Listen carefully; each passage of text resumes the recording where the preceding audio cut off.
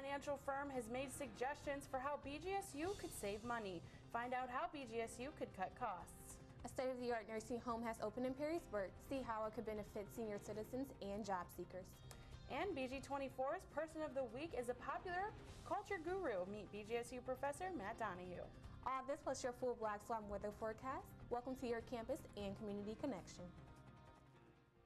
Wood County's live local news starts right now. This is BG24 News, live at 5:30. Welcome to BG24 News. I'm Gemma Schultz. And I'm Danielle Griffith. Thank you for joining us tonight. We have good news today for BGSU students. BGSU officials say tuition costs will not increase next year. General fees and room and board fees will also remain the same. BGSU says the decision should help those concerned with rising student debts. University President Mary Ellen Mazie says she wants to keep college education affordable for future and current students. And the freeze is for more than just undergraduate students. Graduate students and students at the Firelands campus will also see a steady rate next year.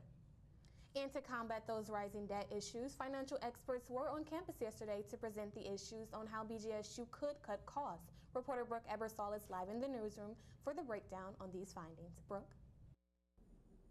Back in October, President Mary Ellen Mazie announced a $3 to $10 million deficit within the next few years. This is due to changes in state funding, retention, and enrollment. They hired consulting firm Accenture to assess ways to save the university money without raising student tuition. Accenture came up with 22 improvement opportunities for the university to consider. Improvements include bringing in more non-traditional students, updating the university's bookstores platform, and eliminating some computer labs. Accenture says BGSU currently spends $626 on every computer on campus. Cutting the number of computers would save the university money and would also reduce electricity rates, which Accenture says is another improvement opportunity. Accenture says a campus review is up next. People will have the opportunity to submit comments through email. The President's Cabinet will also talk to groups such as Faculty Senate and Student Government. For Accenture's full report, check it out on our Facebook page. For BG24 News, I'm Brooke Ebersol. Back to Gemma and Danielle in the studio. Thanks, Brooke. In community news now, one person was hurt in a crash Tuesday on Sugar Ridge Road. Elizabeth Hartman was driving when she hit a utility pole late that afternoon. She then drove into a field, returned to the road, and drove into a ditch. Hartman was injured and was transported to the Wood County Hospital. She was cited by police for failure to control the vehicle. Bowling Green City Council is considering sidewalk repairs for 2014. BG has $200,000 budget for the Streets and Sidewalks project and currently plans to repair West Pole Road for the upcoming years. Still, some city officials saying the money towards them does not exist for sidewalks. No city money has been spent on sidewalks since 2010. Perrysburg is welcoming a new senior living center for surrounding residents. Reporter Alexis Cook says it creates opportunities for seniors as well as job seekers. Receiving their permits, a new senior care center in Perrysburg, Ohio opened. St. Clair Commons opened this October and has 32 residents as of today. The faith-based care center specializes in assisted living, dementia care, and rehabilitation. Caring for their needs, their spiritual needs, their religious needs, as well as their day-to-day physical needs. 3,000 people applied to work for St. Clair, while only 80 were selected. Director of Sales and Marketing, Jessica Dirksky, says the senior center will create more jobs in the community. Another probably 30 to 50 more jobs in the first and second quarter of next year. Their goal is to modernize senior living. Here at St. Clair Commons, amenities are abound by even having a Starbucks. St. Clair offers a salon, library, and restaurant on site. They have the wonderful eats and the care is just wonderful. They're angels on wings. Reporting for BG24 News, I'm Alexis Cook. St. Clair Commons plans to welcome more residents and hire more employees after the Christmas season. Christmas season is the correct term. That weather outside is definitely showing. Weathercaster Lacey Haken joins us live in the studio for the first look at weather. Lacey? Well, Danielle, I couldn't agree. It definitely feels like Christmas out there. We have a very cold temperature of about 17 degrees, but it feels more like 3 degrees with that wind out there. Stay tuned for my forecast as I'll have a look at what kind of temperatures to expect this weekend and if we'll have a possibility for snow. Coming up, Rick and Carl's Tree Farm offers an interesting experience for locals looking for the perfect evergreen. We'll tell you what makes them special. Popular culture professors are sometimes known for their quirky nature, but one BGSU professor's fascination with the study may surprise you. And your full Black Swamp weather forecast when we return. Stay tuned.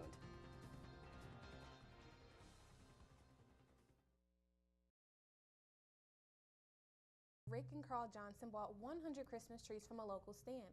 Reporter Hannah Hilliard says today they have thousands of trees on their own farm. Christmas Trees has been an operating family-owned farm for 13 years. They sell handmade wreaths, decorations, and pre-cut trees, but some trees are still in the ground. At Rick and Carl's, you can cut down your own Christmas tree. They provide a saw to chop it down and a sled to carry it back. Carl's son-in-law, Michael Hartman, says business is always steady through December, but with Thanksgiving so late this year, they did see an early boost. Last weekend, we sold over 175 trees just Friday, Saturday, and Sunday, so that was a record. This weekend, Addie Hartman hung around the farm to help out her family.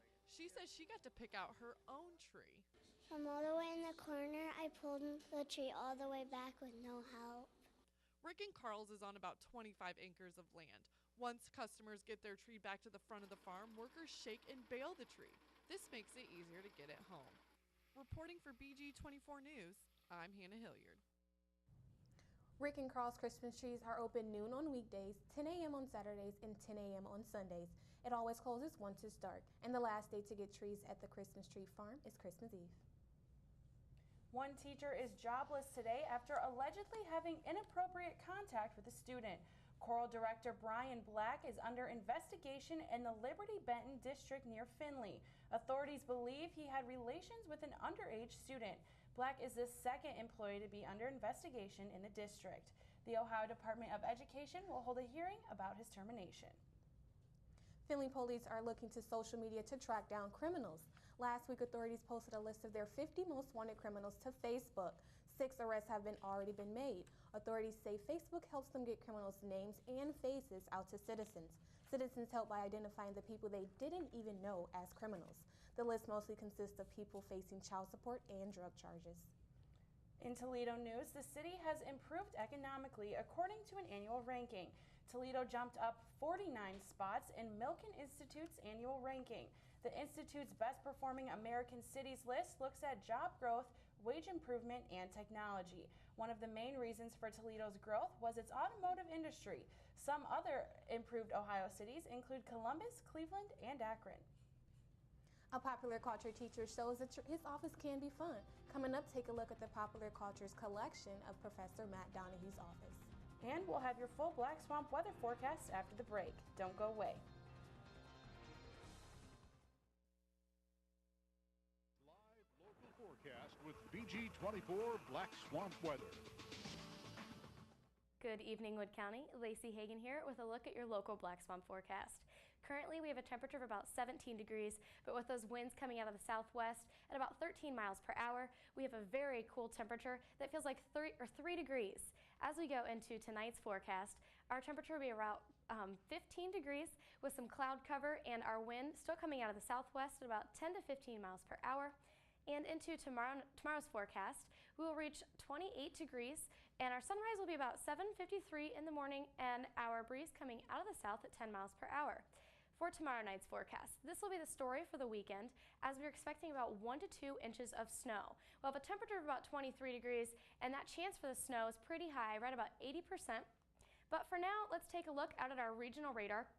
As you can see, we currently do not have any precipitation within the area. We will be expecting this to come in tomorrow night.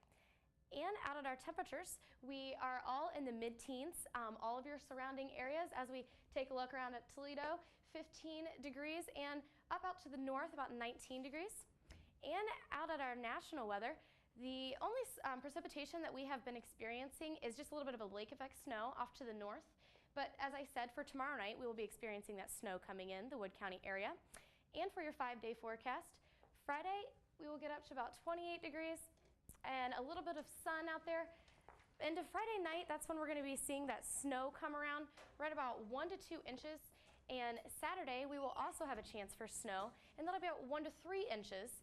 And Sunday into Tuesday, we're going to see those temperatures stay well below freezing, and they will keep that snow definitely on the ground. No chance for melting, but yeah, we definitely do have the chance for snow this weekend. I'm expecting right around 3 to 4 inches when it's all said and done.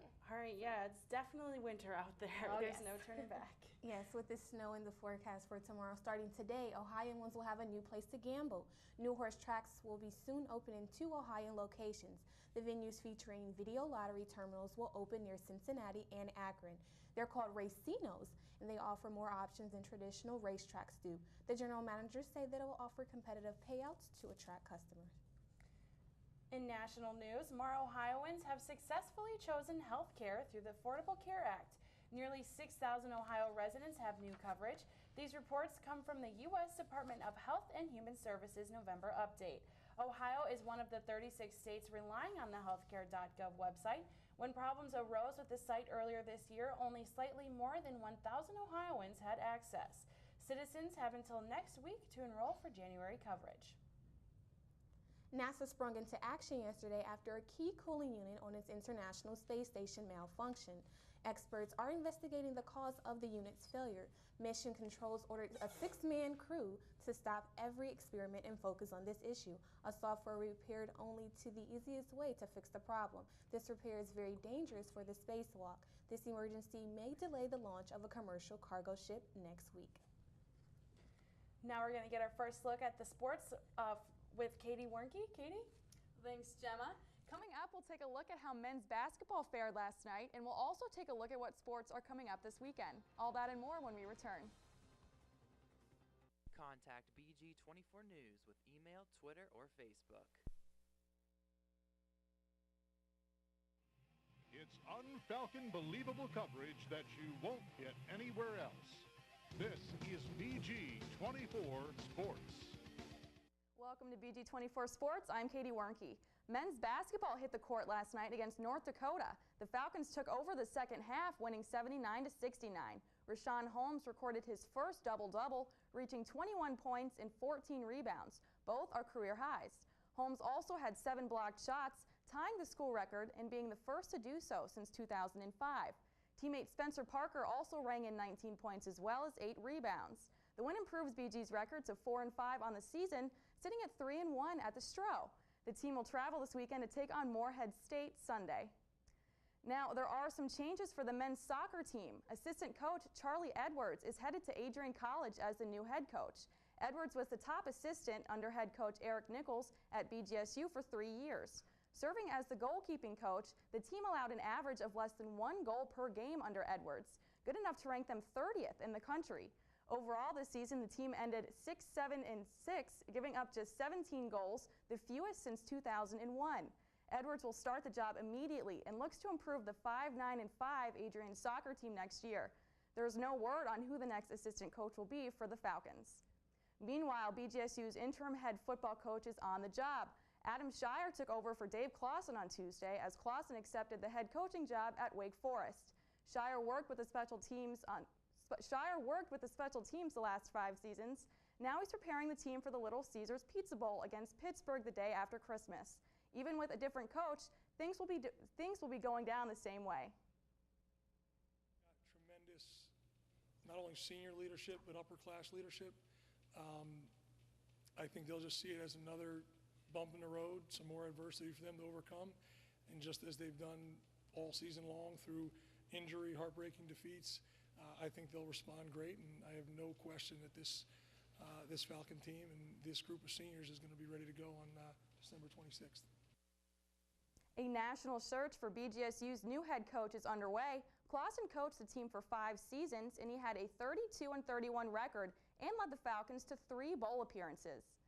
Now, this weekend, BG Hockey will travel to the Mitten State to face off against Michigan Tech University.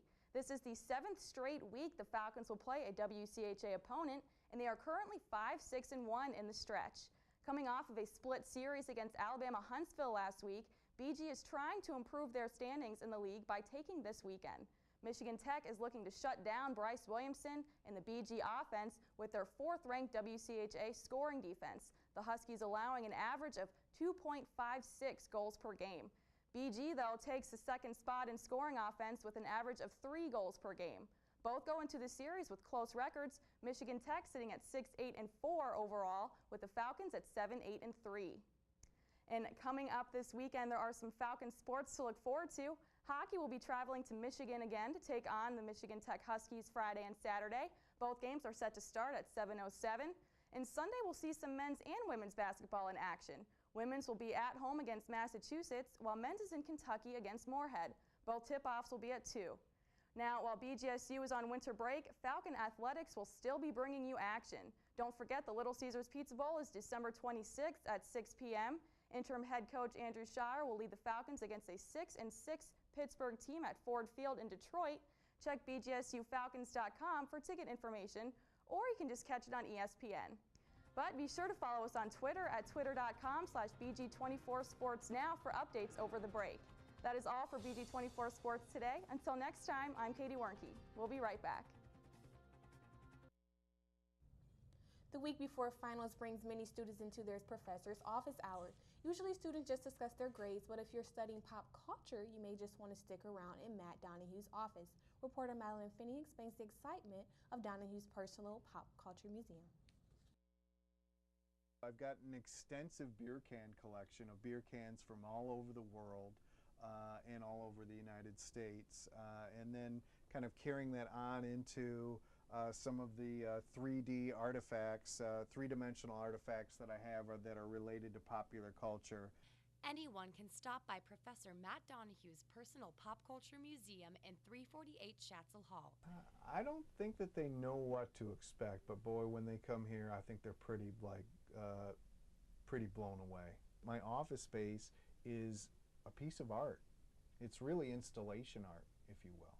It's combination of the shadow box and sort of in the Andy Warhol-esque aspect of the pop culture icon. Donahue's office is home to his collection of nostalgic toys, vintage vinyl, and original collages. Donahue says there is great educational value in physical pop culture collections. What better way to do it than to actually have the physical objects on hand and something that you can actually hold and touch, or that you can actually see. And you're not just looking at it on the computer, it's something that's real. Donahue says he is able to teach the subject because he has contributed to popular culture. Making music videos or live concert videos and that sort of thing. And I've also done a bit of writing on popular culture and popular music. He says his connection with the subject allows him to connect with his students. Themselves and other rappers in relation to it. And I thought it had a really genuine feel, so I really enjoyed that aspect of it. Reporting for BG24 News, I'm Madeline Fenning. Professor Donahue is currently working on a studio album and recently celebrated his birthday on Tuesday. Some airline passengers in Canada got a surprise for the holidays. Passengers aboard 2 WestJet flights from Ontario to Calgary had their gift wishes granted. Passengers spoke to a virtual Santa before boarding their flights, and hidden cameras heard their gift requests. When the flights landed, the clueless passengers were greeted with the gifts. Presents varied from dolls to snowboards to even big screen televisions. The airline plans to donate flights to families in need this holiday season as well. Before we finish the show, let's get our last look at weather for the weekend. Lacey? Well, we will be having those cold temperatures carry through the weekend. It looks like we'll have about 28-degree rise on Friday, and Saturday right about 30, but in between those 2 days, I think we'll get about 3 to 4 inches of snow, and look at that low on Sunday down to 7 degrees. So for all those students on campus, it's perfect time to hit the library and stay inside and study. For sure. Thanks, Lacey. That's all for BG24 News tonight. Thanks for a great semester. And be sure to watch the producers panel tomorrow. This will be our final show of the semester. As always, follow us on our website at bg24news.org and on social media all year. Have a great night and break, everyone. On Facebook at facebook.com/BG24news and Twitter at twitter.com/BG24news. Have a great night and a great holiday season, everyone.